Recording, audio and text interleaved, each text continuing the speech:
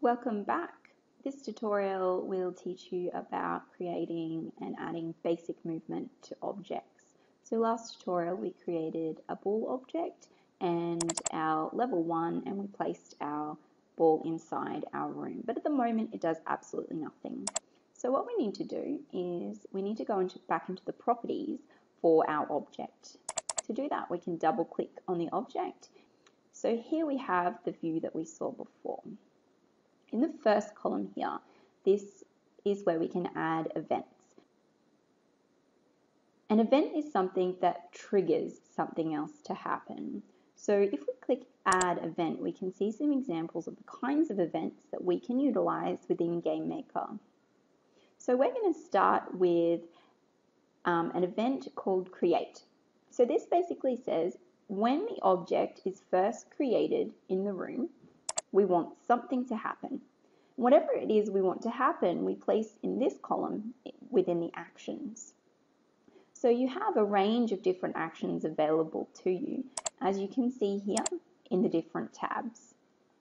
We want to start with the Move tab, so this gets our ball to move in a particular way. The top left-hand one here, Move Fixed, is usually the one that we want to use. So in order to get this to happen, we can either click and drag it into the actions, or we can right click on it and it does the same thing. So now that we've said when our ball is created, we want it to start moving in a direction, we have to choose which direction we want that to be. We can either choose a single direction, so let's try that and have a look and see what happens. If we keep it at a speed of 0, it's not going to go anywhere. So let's start with a speed of 4. Click OK. OK, and let's test it. And hopefully our ball will start moving towards the right as soon as it's created in the room. There we go. And off it goes to the side. And we haven't told it what to do when it gets to the edge of the room, so fair enough. Okay, so now if we want to edit what happens in that action, we can simply go back into the properties, double click on the action. Now we can actually say, well, we want it to choose any of these directions when it first starts. Let's try that. It's chosen to go left. Every time we play the game, it will choose a different direction. Let's try to get our ball to move within the confines of walls, for example. So click OK in that. We want to create a new object to build some walls around the edge of our game. So we want to create a new sprite to begin with. Call it SPR_wall. There isn't really much in here. In the stones folder, there are some stones, but they're 64 by 32 pixels. I want something that fits perfectly into our grid for now. So if we go into the maze folder here, you may be able to find right at the bottom, there's some walls here. Here's our 32 by 32 wall. Now remove background, if you look really, really carefully, what remove background actually does is take the top left-hand pixel, look at the color that's in that pixel, and then remove that pixel, that color, wherever it actually appears.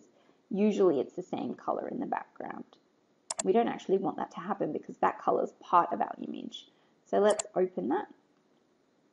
And now we want to create an object wall with our sprite wall. And we want to make our wall solid. This means we can actually get our ball to bounce against the wall. So let's do that now. Go back into our properties for the ball and we want to add an event. Now, a really important event is the collision event.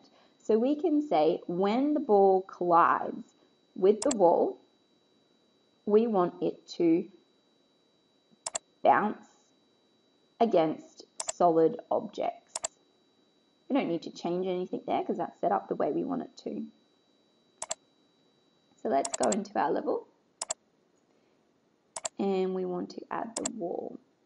Now one thing we can do is if we hold Shift on our keyboard, we can actually drag across. Otherwise, you've got to click each time you want to place a wall down. Be careful because it can create multiple objects on top of each other. With the wall, it doesn't matter too much though. Okay, let's try again. Run our game. And hopefully now, when our ball reaches the wall, it will bounce. It's just going to keep going back and forward with this one. So let's create another object and perhaps use a different ball. Let's use the basketball this time.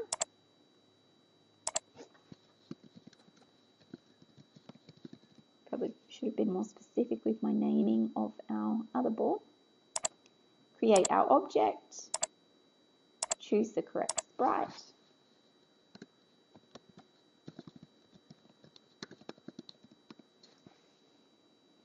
and now we want to actually control the movement of this one with our keyboard. So click Add Event, and we want to choose usually left, right, up and down are the keys that we use to control an object if we're moving it around. So let's choose left. So this says when the left key on the keyboard is pressed, we want it to move to the left. Speed of 2 or 4. Let's place the basketball somewhere, anywhere, just not on top of the wall. And now, when we press left, it will move left. The thing is, I've let go of the key and it is still moving towards the left. We don't want that to happen.